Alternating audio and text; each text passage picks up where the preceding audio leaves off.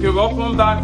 Now we are in our ninth part of our first series on living organisms, and today we're going to be talking about the ribosome. Alright, good. Let's quickly dive right into it, neuronovas. Now, the ribosome, as we see it, is this structure here. It looks somewhat like this. And I would like to quickly explore that the ribosome of the eukaryotic cells is not the same as the ribosome of the prokaryotic cells. So I assume this is the ribosome of the eukaryotic cell. You can see I made it big, and here you have the ribosome of the prokaryotic cell. Now, generally, ribosome performs the function of what? Of protein synthesis, right? Of protein synthesis. We talked about that earlier. Protein synthesis. And then, how do they manage to synthesize protein?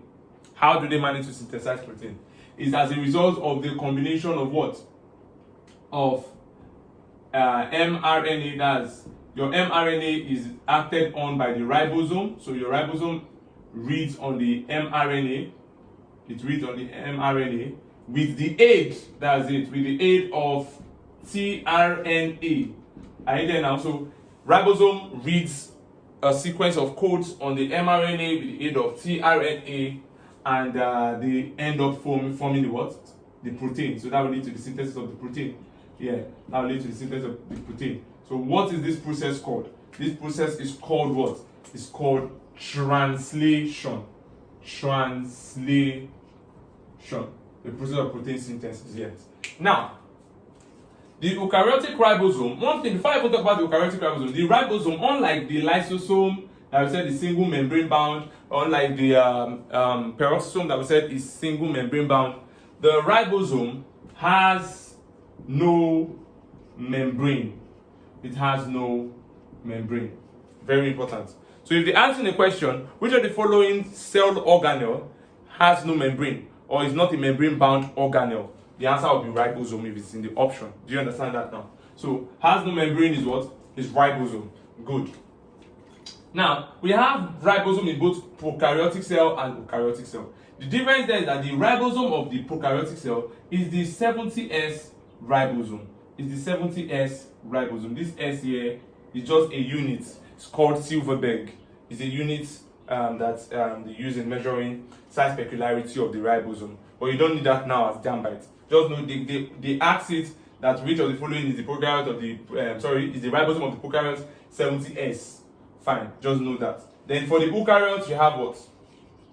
You have 80S. Now, as you can see, these ribosomes are divided always into two subunits. So you should know that the ribosomes are always divided into how many subunits? They always have two subunits. Two subunits. These are things you should know.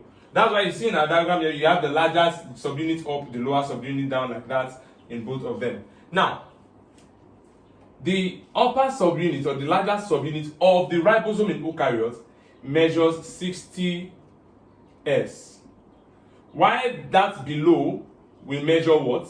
Now, this is where students get to mix things up. For students who only knew that, the eukaryote is 80S, you see questions like which of the following is true of the subunit of the eukaryote? A is made up of 60S and 20S ribosome. And common sense will now try to lead you into picking rubbish. I get what I'm saying now. How? Because you will now be trying to be logical and be wondering, I remember eukaryotes are 80S. Eukaryote ribosomes are 80S. So by normal sense, the two of them should add up to 80, right? So if this is 60S, the down should be 20S. And when you do that, you are wrong. When you do that, you are wrong. That's the wrong approach. You should know that eukaryotes, generally, their ribosome is 80S, which is divided into two subunits that is not adding up to 80. It is 60S and 40S. Are you there now? 60S and 40S. So it is the 60S larger subunit and 40S larger subunit and lower subunit that forms the 80S of the eukaryotes. Please, that's a very, very important thing that you must take note of. While in our prokaryotes, those ones are made up of 50S larger subunits and the what? And a 30S and a 30S lower subunits. So that makes you feel, you see, it didn't even add up to 70. So don't ever think that these numbers are summation of these two numbers, no. So you should have that in mind. So for now, that will be that for that on ribosome. Or before we round up, I quickly want you to know that if you remember from our last lecture, you can find ribosome in two major places. You can find ribosome bounded to a membrane. Bounded to a membrane, right? We saw them bounded to two major membranes in our diagram. If you remember, we had ribosome bounded to where? We had ribosome bounded to the nuclear envelope. Nuclear envelope, if you remember in our lecture on nucleus, nuclear envelope. And you can also find them bounded to the rough endoplasmic reticulum. So we have the ribosomes that are bounded to membrane, and we also have the cytosolic ribosome. The cytosolic ribosomes are the ribosomes that are freely moving around the cytoplasm of the cell. Good. So please, these are information that are very, very key and very, very useful.